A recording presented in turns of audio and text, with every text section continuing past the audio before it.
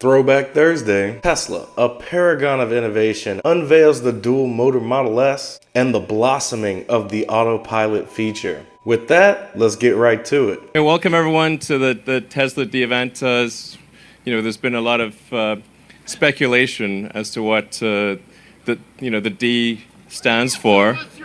Yes, well, you'll notice my pants have Velcro seams.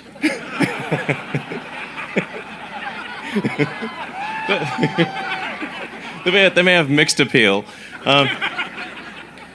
And there's also a great deal of speculation as to what the something else was. And I learned a lot, including things that I didn't think were physically possible. Let's go to the first D. As you've probably learned by the internet, since it's impossible to keep anything private these days, the D stands for dual motor. So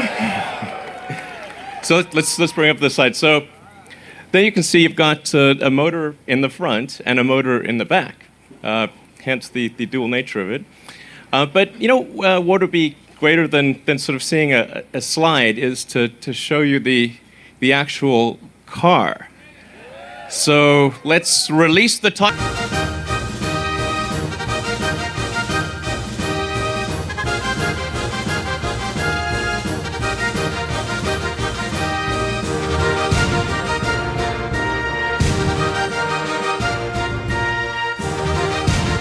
So here we have the chassis and the drivetrain of the dual motor Model S.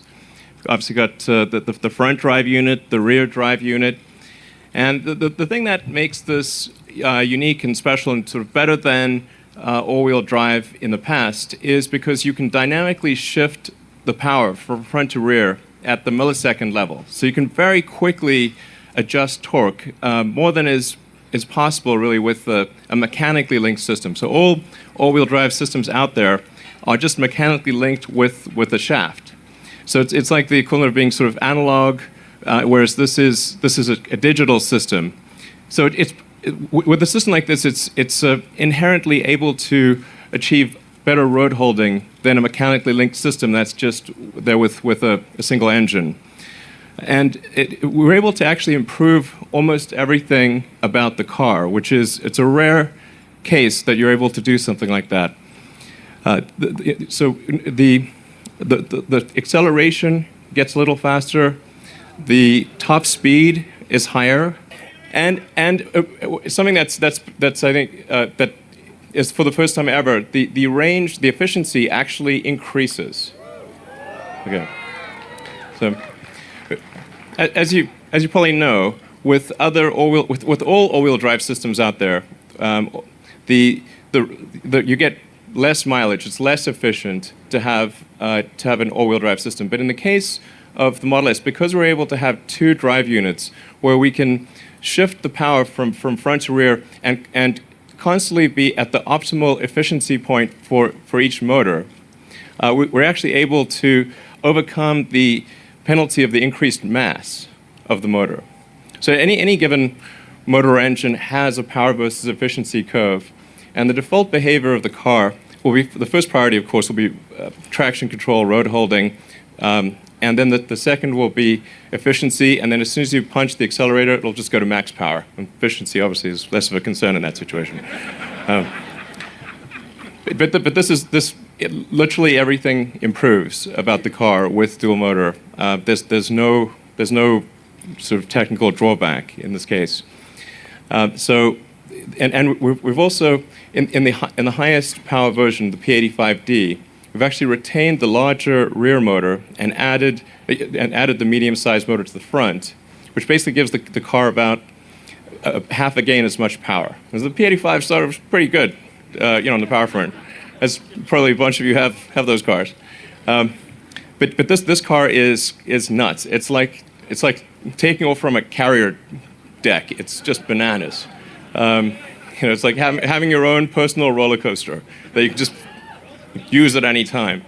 You gotta love it. Never not working. This is 2014, almost 9 years ago. Not resting on their laurels. You go from having your own personal roller coaster with the dual motor Model S to now having ludicrous track speed with the tri-motor. But to get to tri-motor, you have to innovate and you have to do things efficiently in these early days. These humble beginnings is what will vault Tesla into prosperity. They are so far ahead of their competition, it is bananas, to quote Elon Musk. Tesla could close up shop for 5 years and then kick right back up and still be ahead of most of the automotive industry. I mean, it's really mind-blowing. In fact, the target that we had for performance was to try to meet one of the greatest, the acceleration of one of the greatest supercars of all time, which is the McLaren F1. And so we were able to actually achieve a 3.2 second 0 to 60. Yeah, it's mad. Okay. In fact, just you know, we're going to have an option in the option selection. You'll be able to choose 3 settings, which is normal, sport, and insane. It will actually say insane. It's true. So it's pretty exciting. We're really proud of what our engineering team has been able to accomplish here. It took a lot of effort. And I think we've got a technical solution we can be really proud of, and it's also one that will continue to improve over time. So as we'll roll out the initial cars with dual motor, but then we'll keep updating the software and firmware and improving, for instance, the torque vectoring and the road holding under various circumstances. So it'll keep improving by nuances over time. Now, back in 2014, the thought of a car being improved over the air, I imagine didn't go very well with the stock market analysts. How do you possibly make money off of that? Shouldn't you just bring them into the service center and charge them a bunch of money to get these fancy new upgrades, these improvements to your car? Why aren't you just gonna give it away? Tesla, you're doing it wrong. Maybe, maybe not. Incredible conviction alongside persistent innovation. You're gonna have a recipe for success. Let's move to the something else, which, so we've been able to accelerate Autopilot and bring it to market faster than originally anticipated. In fact, what people haven't quite realized is that all cars produced for the past 2 weeks have the Autopilot hardware. So it's actually in production. In fact, every car coming off the line in Tesla at the factory has the Autopilot hardware. Wait a minute. Even if they don't sign up for your Autopilot, you're going to put the hardware on the car anyway, even though they're not going to pay for it? Yes, that's exactly what we're going to do. Isn't that like a waste of resources? What if they never purchase it? Well, I'm glad you asked. We're going to make the product so compelling in the future. Remember those software updates? Well, when the consumer finally decides that they would like to have these Autopilot features because, well, 1, they're amazing, and 2, they'll take the load off of the driver by an order of magnitude, making the driving experience so much more compelling that they'll be glad to adopt the Autopilot software in the future. Wow, that's odd. I still can't get my head around. Why would you just put random sensors and hardware stacks on cars that Tesla, I think you're doing it wrong. Maybe. Let's look at the various elements of how we're doing Autopilot. It consists of a synthesis of 4 different systems. The first is a forward-looking radar. So that's scanning the cars in front of you, and it's quite long range. So it's able to see things at a long distance. It's also able to see through fog, through snow, through sand, through anything, basically. All right, moving on to the A.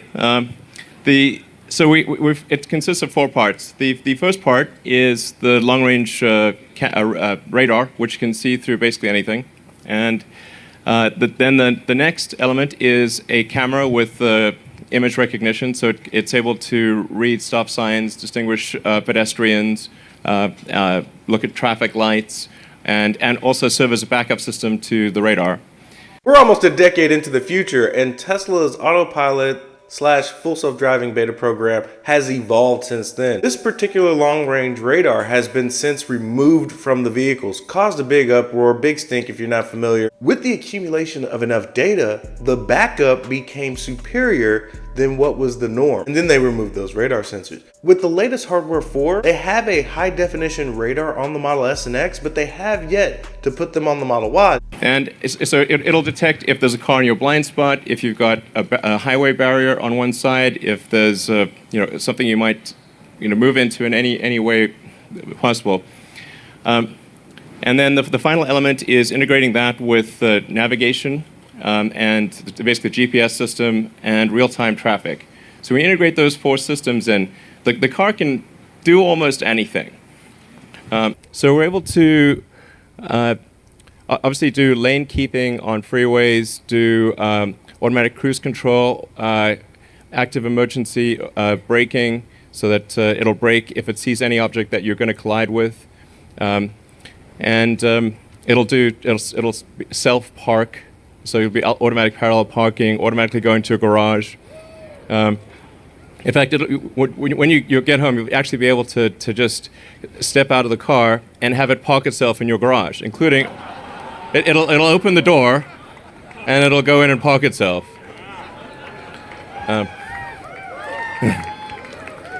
And then something I'd like to do, which I think many of our engineers will be hearing this in real time, is have the charge connector plug itself in, like an articulating, like a sort of a snake, like Metal Gear Solid or something.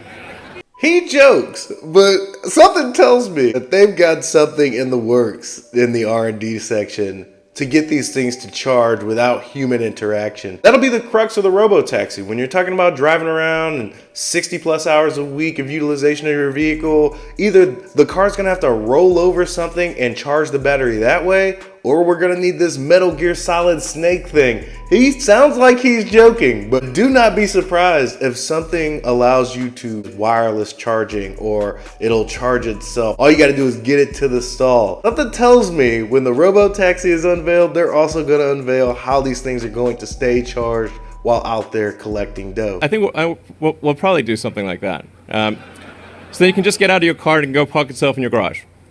And then going a step further, you'll be able to summon the car if you're on private property, because you have to be on private property for this.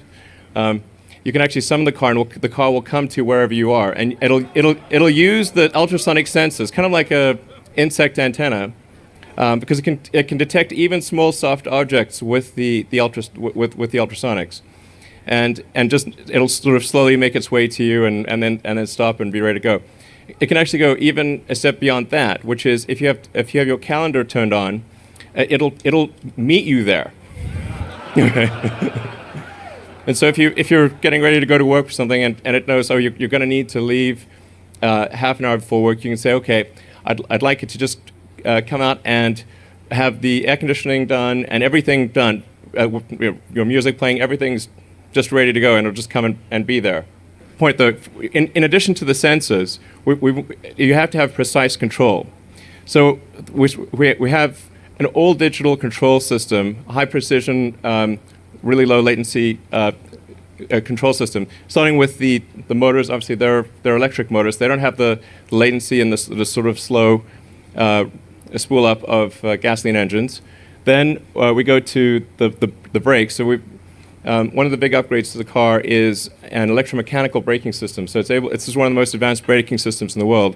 It's able to very precisely control the amount of braking and also get to high braking levels very, very quickly. Instead of having the normal vacuum assist system, this is an electromechanical system. And then we've got that's combined with an electric steering, so it's electric power steering. So the whole system is sort of fully electric, digital control, low latency. This is all really important to having a great driving experience, so that the car is doing things in a natural way. The biggest motivator of individuals buying an electric vehicle, primarily Teslas, because when I give a test drive, I let them know everything else is second best. If you want the pinnacle of the electric vehicle experience, you gotta own a Tesla. There's no other automaker that comes close to what Tesla offers. If you want a less safe, more inferior product, by all means, buy yourself a Ford Mach-E or one of those electric Hummers. Sure, you'll have a blast. Next one. So this gives you a sense of the new interface. And you can actually sort of see where cars or obstacles are around the car on the instrument panel. So it'll actually show cars that are, the distance of the car ahead of you, cars moving to the sides and behind, and you can adjust the sensitivity of the autopilot. So do you want to be in a sort of an aggressive autopilot or less aggressive? Yeah, so it'll warn you with sort of with initially a visual warning if there's a potential collision risk, so it'll turn the object red, and then it'll give you an audible warning if you don't see that, and of course it'll resist steering into things that it thinks are danger. So you can still overpower the steering, but it's going to give you a tactile feedback that you're probably headed towards something that the car thinks may be dangerous. So that's what we have for you tonight. But I mean, my words are nothing compared to the car. So we've got a whole bunch of cars ready for you to take a test ride in, and I think you're really going to enjoy it. This is like an amusement park ride, and just to sort of tone it down, you'll see what the car's like with anywhere from 3 to 5 people in it. Imagine if it was only you. It's that much. It's a lot faster. So have a great evening and enjoy the test drives. Every Tesla event is like a party. I've yet to go to an event, but with headquarters right up the road, I'm sure I won't be long until I'm there in person. Now, Elon's a pretty intense dude. If you've read any of the books or the biographies, you know he can be a bit difficult. But the one thing he does have is an incredible sense of humor. Before I let you go, on April Fool's Day 2015, you got to see some of the advanced summon features Tesla has to offer. As a gag, Tesla introduced the ticket avoidance mode for the Model S. Many of our customers, particularly those in dense urban areas, understand the difficulty in finding a legal parking spot. An over-the-air software update will be going out to vehicles that allows Model S to automatically detect the presence of a meter maid or law enforcement officer. If Model S detects an imminent ticket, it will deploy countermeasures to deter the ticket writer. The windshield wipers and washers will be activated, deterring the ticket writer. In the event that the ticket issuer persists, Model S will enter ticket avoidance mode. In ticket avoidance mode, the vehicle will autonomously drive in circles around the block until the ticket issuing threat is no longer detected. If the threat of a ticket has passed, the vehicle will park in its original parking spot. Otherwise, it will continue to drive around the block. A message will be pushed via the mobile app alerting the user that ticket avoidance mode has been activated and Model S is on the move. The autonomous driving summon feature will automatically be activated in ticket avoidance mode, and Model S will come and pick you up. With parking ticket deterrence and ticket avoidance mode, Model S has you covered. Long forgotten will be the days of parking tickets, or, as we like to call them, receipts for premium parking. You gotta love it. Receipts for premium parking. I love it. I love it. That's all for your history lesson today. Professor Hustle is out. Until next time, be easy. Peace.